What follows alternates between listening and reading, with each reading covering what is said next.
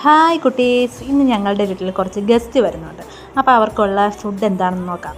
അപ്പം അവർക്കൊരു വീട്ടിലെ ഫുഡ് മതി എന്ന് പറഞ്ഞു. അപ്പം നമുക്ക് നല്ല ചൂട് ചോറും കുറച്ച് വെജിറ്റബിൾസൊക്കെ ഇട്ട ഒരു വെജിറ്റബിൾ അവിയലുമാണ്. എല്ലാ വെജിറ്റബിൾസും ഇട്ടിട്ടുണ്ട്. പിന്നെ നമ്മുടെ പാച്ചു പുളിശ്ശേരി, നല്ല നല്ല തിക്കായിട്ടുള്ള പാച്ചു പുളിശ്ശേരിയും അതിൻ്റെ ഒപ്പം കുറച്ച് ചൂര, നല്ല കേരച്ചൂര കിട്ടിയായിരുന്നു. അത് കുറച്ചെടുത്ത് ഞാൻ ഫ്രൈ ചെയ്തു.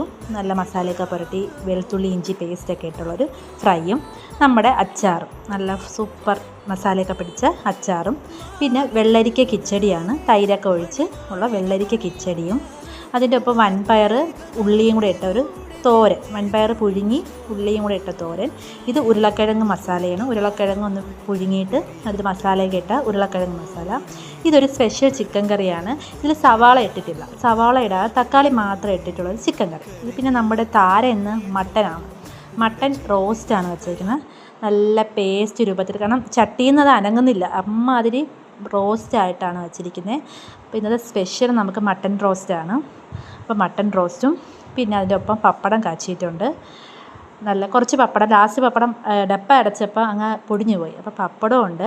പിന്നെ കുറച്ച് മധുരത്തിന് ഞാൻ പായസം ആക്കിയിട്ടുണ്ട്. ഇത് നെയ്യ്, കാഷ്യൂവും എല്ലാം നെയ്യിൽ വറുത്തിട്ടതിൻ്റെ ഒരു മഞ്ഞയാണ്. അപ്പോൾ ഇതാണ് നമ്മുടെ ഗസ്റ്റ് മീൽസ്. എങ്ങനെയുണ്ട്, കൊള്ളാമോ? ബൈ.